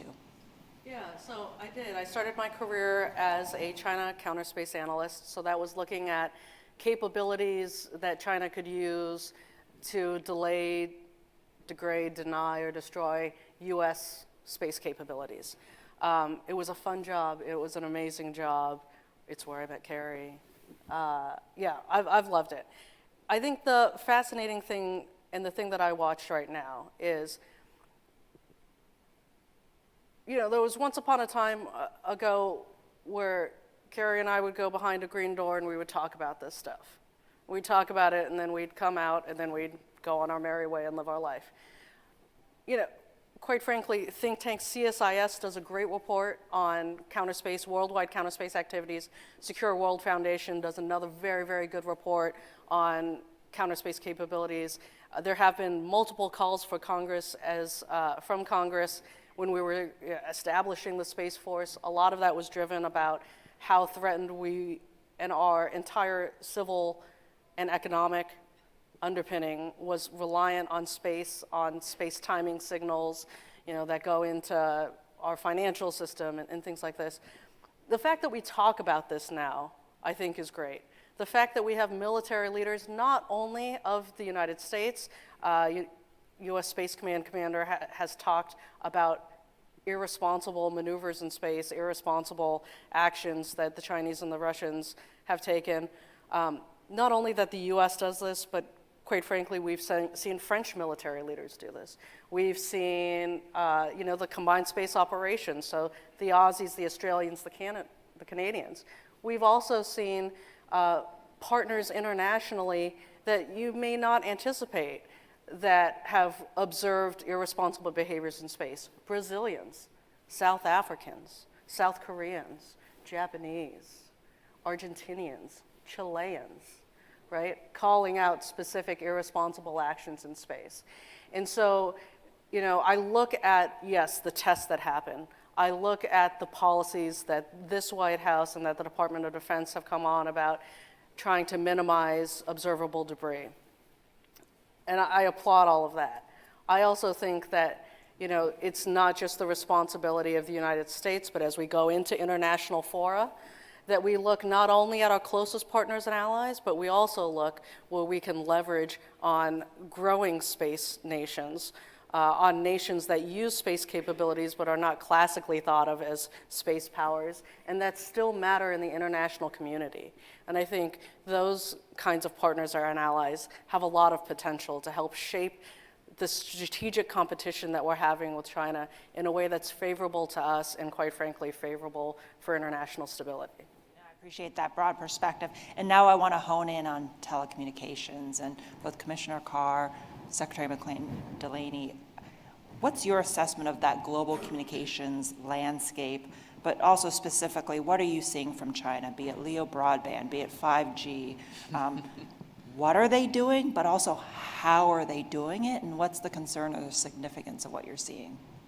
I would say that, I go back to a competitive landscape and also secure and trusted communications that are key priorities for us at the Department of Commerce. I think that if you look at 5G right now, I mean, Huawei, there are three manufacturers in the world really to roll out, 5G right now. You've got Ericsson and Nokia, and then you have, Huawei and a little bit ZTE.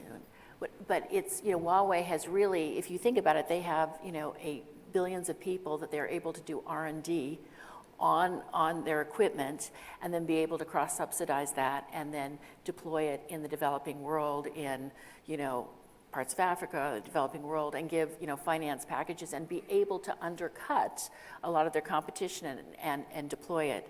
And so, and with that has come some, issues of transmission of not secure data, perhaps surveillance. And so we have been trying to open it up. This has a point with LEOs, with supply chains and new technologies like Open RAN. So now as you go into this whole, they have very ambitious space ambitions in terms of, if you read some of the public documents that they're putting out, they have very aggressive, they're starting to launch, but they still are not at the US levels of having the manufacturing and launch capabilities that we have. So we do have an edge. But they can use that R&D and can, they will be increasing their capacity. And it is my thought that they might take those LEO capacities and market into the relationships that they already have in the developing world and kind of continue their relationships and integrate their relationships with LEO broadband so that connectivity and those relationships continue. And so really you have to have a competitive alternative. And so we are really working on trying to do that in the current 5G environment with what we call Open RAN, Open Radio Access Networks, which are kind of working on supply chain and kind of making an open, interoperable network environment that is much more plug and play.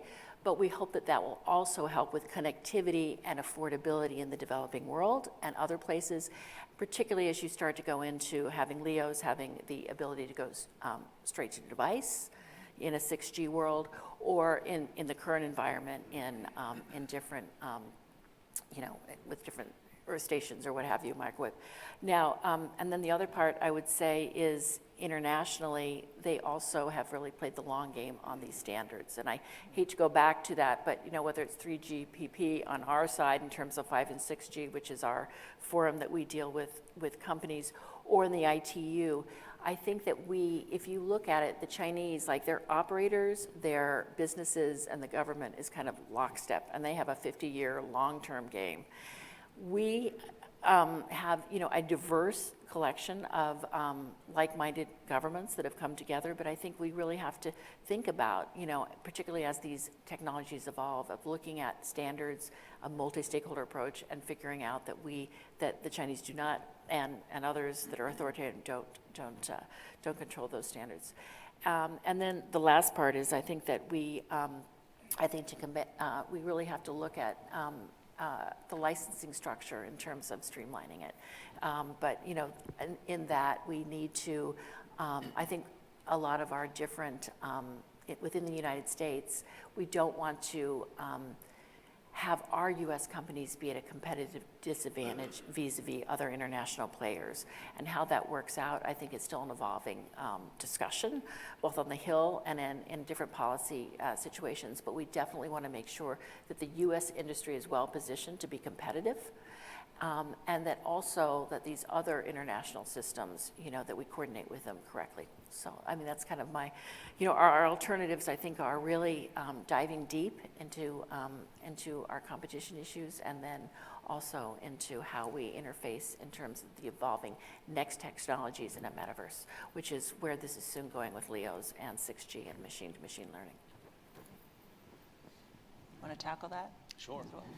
About a month or so ago, FBI Director Chris Wray had a rare joint appearance with his MI5 counterpart, and he laid out there that the greatest long-term threat to the United States is posed by the Communist Party of China and their malign goals. And he said that they will use every tool at their disposal to use that.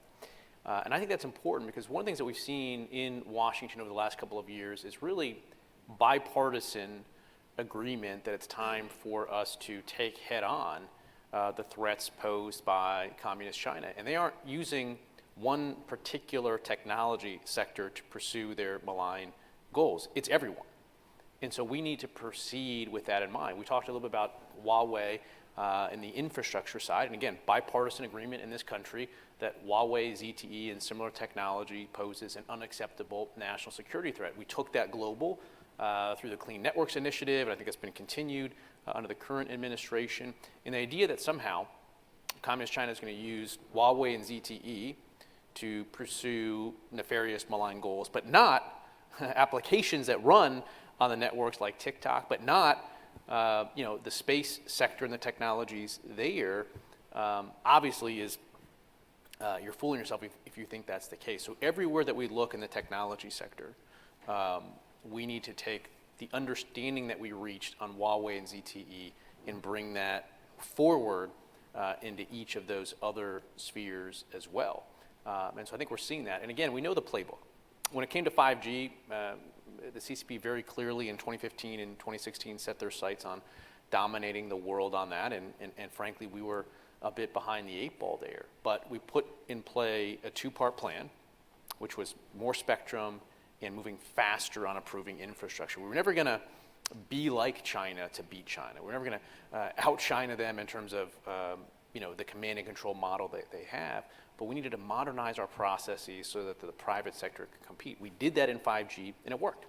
We re-secured global leadership in 5G, and that's sort of where we are right now in the space sector, is we have to go faster on that infrastructure side of that 2-prong playbook to allow our private sector to compete in this space. So that's a great segue. How do you keep up? We talked earlier about this, but 64,000 satellites that are now in the queue for licensees. We're talking about an orbital regime at LEO where today it's about 7,000. In the future, near future, we could be up to about 90,000 satellites in that orbit. So how do you keep up? Are there technology areas that are posing a challenge? Are there other limiting factors, whether it be understanding the technology, just the people and resources? How do you get to that? If that legislation passes, how do you get to that? Giving an answer back in under a year. How do you keep up with the time scale here? The legislation, the ideas in there on a bipartisan basis would go a long, long way to addressing that. As a fundamental matter, shot clocks and deemed granted remedies on government approvals is always a structural way to get going faster. That's what we did on the 5G terrestrial infrastructure side. I think those ideas can be carried forward on the application side. We recently went through a process of approving a large set of new Starlink satellites to go up, and we sort of reserved to continue to process and think about another batch. I mean, for my part, I think it would have made more sense to just give all the approvals up front, similar with other satellite technologies that are requesting it. That way there's just, full-on running room for them to go. But, we have a tendency to only, act on what we in the government think someone should reasonably need within, 2 or 3 weeks from now. But we got to realize we got to get the approvals out there to give people years of running room to invest and innovate. That's the key. So tell us a little bit about the Space Bureau that's been proposed out of the FCC. Yeah. I call it FC Space Force. I feel like that's like more fun than just Space Bureau. We can work on that. Yeah, look, again, I think the idea there is to the extent that reorients the mission of a critical mass of FCC staff towards going faster with this and elevating it as a priority, I think that's all to the good. So, Secretary, I want to ask you a similar question. I mean, how does NTIA keep up with this? But then also, how do you strike that balance between regulation and then the market development and to your point earlier, ensuring that U.S. operators are not at a disadvantage? Well, it's interesting in regulation. I mean, my husband always talks about Wayne Gretzky and like going to where the puck is going and being there so you can meet the puck. And I think regulation, typically the great thing about the United States is that we have been innovators and entrepreneurs, and that we've had thought leadership, and that we have not, unlike other regimes around the world, been more prescriptive in advance, and we've actually let our private sector kind of take the reins and go for it. And then we have been, put bumpers and safeguards and consumer protections along the way. I think it is a delicate balance in terms of how do you leverage the two in terms of competing equities. And, and I must say, these systems are global. So I keep going back to international. So we have this domestic licensing atmosphere is what we have.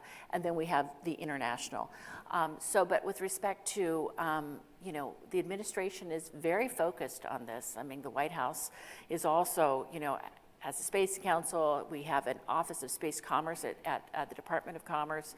The FCC is engaged, and the Department of State has been increasingly engaged also with cyber activities in terms of these issues.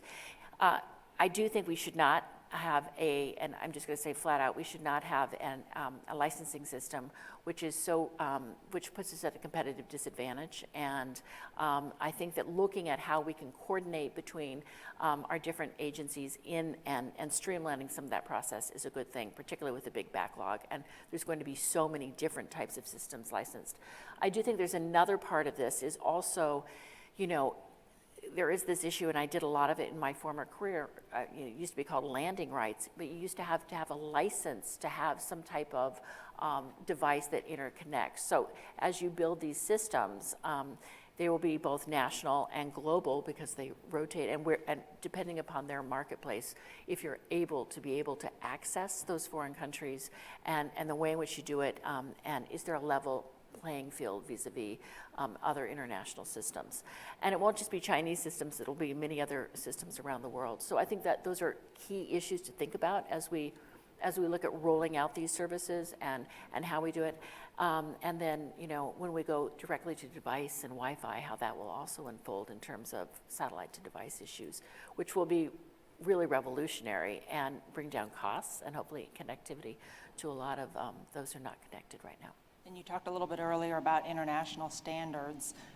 What are you seeing in terms of Chinese activism or others in those international standards-making bodies, and what kind of tools does the U.S. have to engage and respond? Excellent. And frankly, shape? And the FCC is right in there along with state and NTIA, but there is an interagency team that kind of attends all of these international. There's a T sector, which is more the technical standards, an R sector that deals with our radio communications, and then a D sector that is more, policy discussion, connecting the unconnected. That's where Doreen Bogdan-Martin was head of the D sector.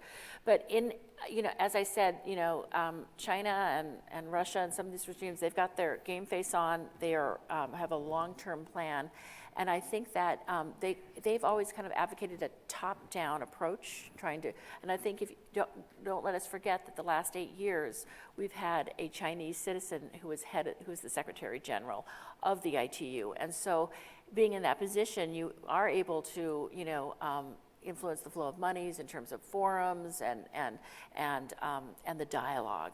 And so there are a lot of Chinese in leadership positions that have typically gone into leadership. We are very blessed to have Doreen Bogdan-Martin at the helm as an American, and we're very blessed to have increasing numbers of leadership. The one thing I would say, there's an aging group of people that have been doing ITU work for a long time.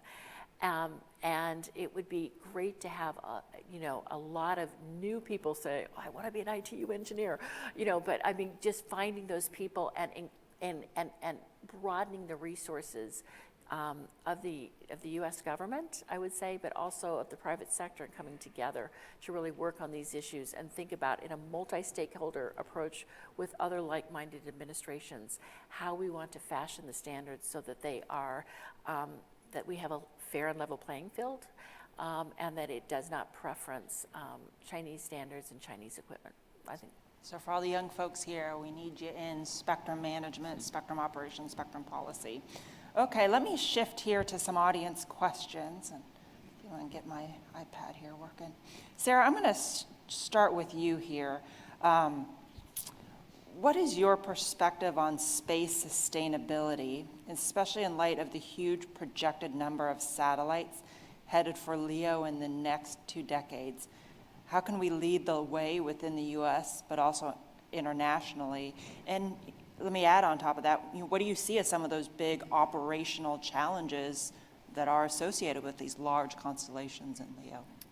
Yeah, it's a great question. I think one of the first foundational things that you've got to think about if you're going to be operating these mega constellations, these constellations of significant numbers in a pretty defined orbital regime, is, do you know what's flying around? Do you know where it is now? Do you know where it is going to be in the future, right? And these are the foundational capabilities of space situational awareness. The military has now kind of morphed this into space domain awareness, and now you can age people out about which acronym they use. I'm old, I still use space situational awareness. I will tell you, when you have got satellites that are moving at 8 kilometers per second, and you are relying on government-provided data and an onboard autonomy system to be able to make sure that you're not going to accidentally fling into something else, while the Chinese have expended rocket bodies that are now blowing up and inserting hundreds of pieces of trackable debris into the system. While space is still large and infinite and ever expanding, as all space nerds know, stuff starts to get pretty hairy up there. And so the Department of Commerce has started a pilot program. This started a few years ago from a push on the Hill from a little-known staffer who was a space surveillance nerd. Because at one point, you have to recognize that there's a tremendous amount of valuable infrastructure that's on orbit, on space. And we're at a fulcrum point in space operations where, you know, the quantitatively, the operator of the most satellites is no longer the US military, it's a commercial operator. And they have the obligation to themselves and their board members to be able to protect that investment as well. And that starts with knowing how their on-orbit investment is threatened. And that is, quite frankly, the responsibility of commerce. It is not the responsibility of the Department of Defense. The Department of Defense has very unique requirements for space situational awareness that are enduring and will maintain so. But that is, I think, appropriately, and I think it has been noticed by both the Hill and by administrations, that is a role for the Department of Commerce. So they have started a pilot program. I believe they're starting with GEO. Personally, I would have loved to have seen them start with LEO because I think it is the harder project. And I think there are really interesting commercial solutions for LEO as well. I am the kind of person that likes to start with the hardest problem first and then move in. And so hopefully we'll be seeing that pilot program for LEO roll out as well. In the meantime, they've started with GEO. That will be interesting as well. I mean, it's fascinating that there are now commercial operators and offerings for space situational awareness. It's one of those fascinating capability areas that heretofore was pretty much the providence of the Department of Defense. And so seeing American ingenuity into that and innovation, I think, is well worth the investment. And I think it is foundational for any discussion about space survivability and sustainability into the future. I'm going to combine two questions here. One is, how do you balance national security interests in opening the door to more commercial systems? And then following up on some earlier comments, given the inherent cybersecurity vulnerability of LEO-based communications, what are some of the risks, medium to long term, in these networks, and how do you address those risks? So any thoughts on those? I feel like I've done a lot of talking. So with the cybersecurity interests, I think we talked about that. I mean, these are big issues and ones that we're working on in terms of networks. You know, of course, you know, we looked. You think about encryption technology and different technologies that are evolving, and we're hopeful. You know, in Ukraine and whatever, we heard about a lot of these issues that were happening with jamming and different things. And so some of the security of networks and the cybersecurity, I think we're going to have evolutions as we get into Open RAN, as we get into interoperability, and as we have these evolutions in encryption and other technologies that will help in terms of these cyber issues. I do think that in terms of the space debris and all of these other issues that are happening, the Office of Space Commerce is very engaged, and actually the administration issued a debris implementation report this past summer. So I think it is an increasing, and even the Vice President and our Deputy Secretary of Commerce have been very engaged on these issues and making sure that there's awareness. I don't think it's easy, and I think balancing, you know, federal equities and our different agencies versus, you know, all of these LEOs is going to be a challenge. And you have to have a lot of stakeholders at the table, and I think it takes a lot of coordination. There's a lot of technical coordination that happens. In fact, I think the second week I was appointed in January, and I think my second week we received my first, this was a filing about all of the different space debris and the different issues that come out of that. And I think it's a hard one that is going to just really take a lot of discussion, coordination, and also tracking,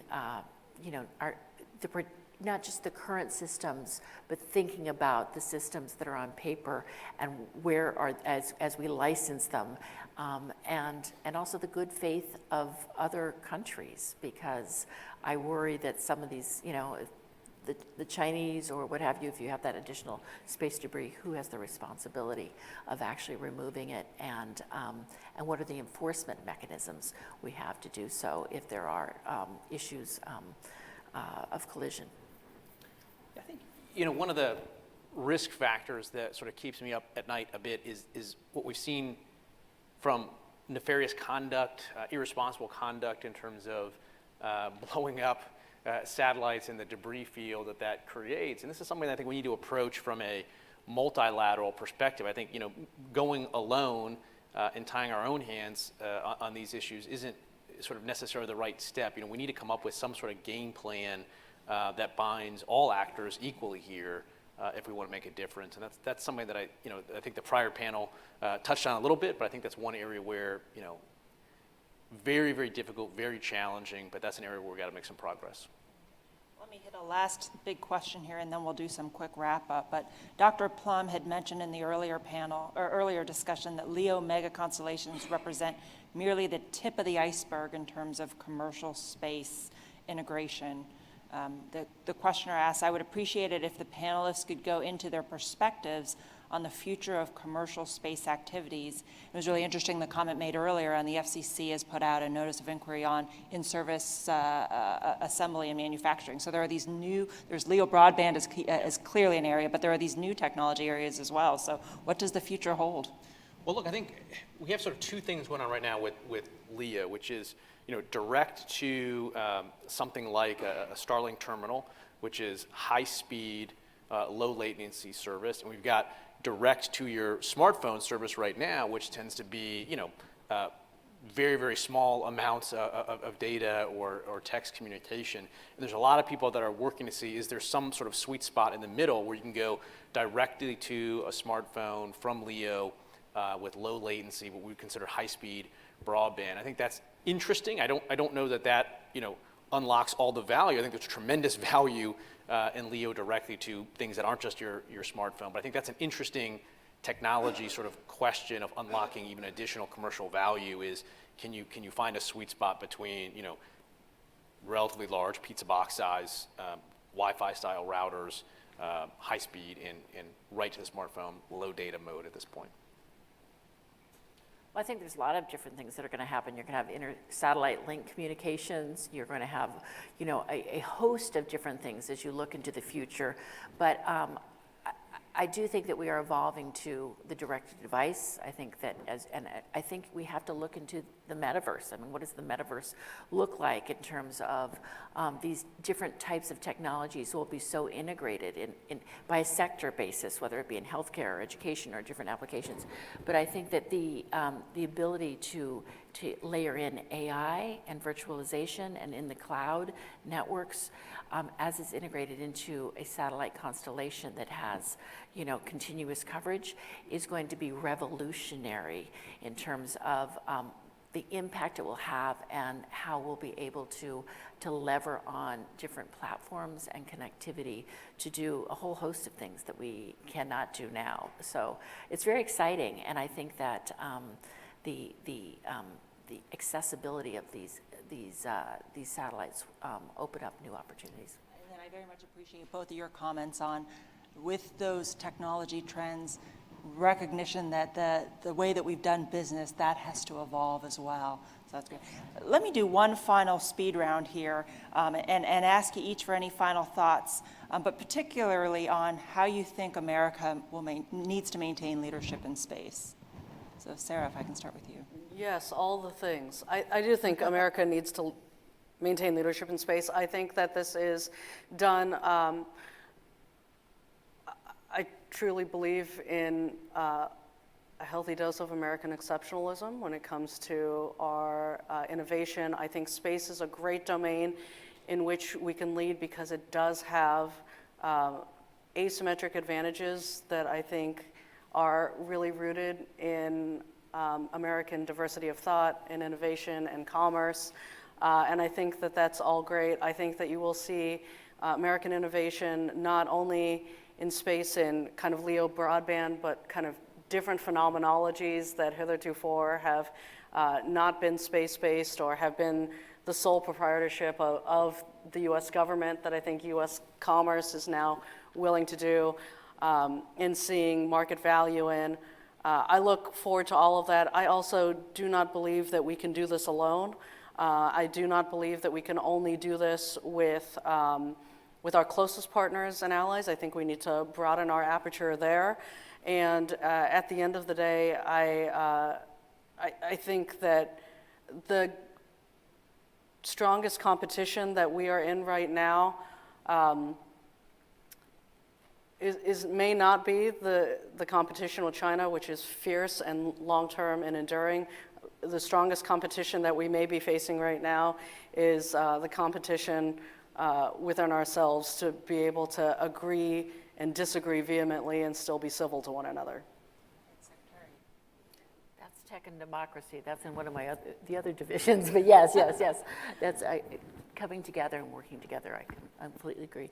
I would say that intentional thought leadership is what is going to help us. I believe in investment R&D by our private sector. Commerce has stepped forward, and Congress was very wise in passing the CHIPS Act, but it gave a $1.5 billion innovation fund to the Department of Commerce to help in terms of helping do grants to leverage new open secure networks. But I think investing in R&D and innovation will help us in terms of broadening the technologies and allowing us to do all sorts of different things. But I think it's also intentional thought leadership by those of us in government to make sure that we create a fair and level playing field, that we allow there to be an environment that's ripe for our entrepreneurship and leadership. And I do agree, working with our partners overseas, both like-minded countries, but also reaching out beyond that to make sure that we create a regulatory regime that balances both benefits and challenges, and that there's a level of accountability and responsibility when there are infractions, when there are anti-competitive behavior, and when there is, gosh forbid, when we have, collisions or different things. So those things are going to help us in terms of our U.S. leadership, investment, both thought leadership and other investment as well. Go ahead, Commissioner. I think the most important thing we can do is cut red tape and go faster so that the private sector can innovate. And again, the terrestrial 5G experience is evidence of what we need to do. Back in 2016, I believe it was, we put up something like 700 new cell sites in this country. We engaged in some reforms, and by 2019, we put up something like 64,000 new cell sites. So we are used to looking at a technology change, 4G to 5G, that required a massive densification of cell sites, and we knew we had to get our permitting processes streamlined, shot clocks in there. We did it, and I would argue that helped us get to that 64,000 number, and we need to take that same process and apply it to space because we're seeing that same order of magnitude increase. So the stakes are really high, but what I've heard today is there's a recognition of there are things that we can do and need to do to win that strategic competition. So I would very much like to thank Commissioner Carr, Secretary McLean Delaney, Sarah Monero. It's been a fantastic discussion this afternoon. And for all of those here in person, we will have a reception out in the foyer. Thank you again. Thanks.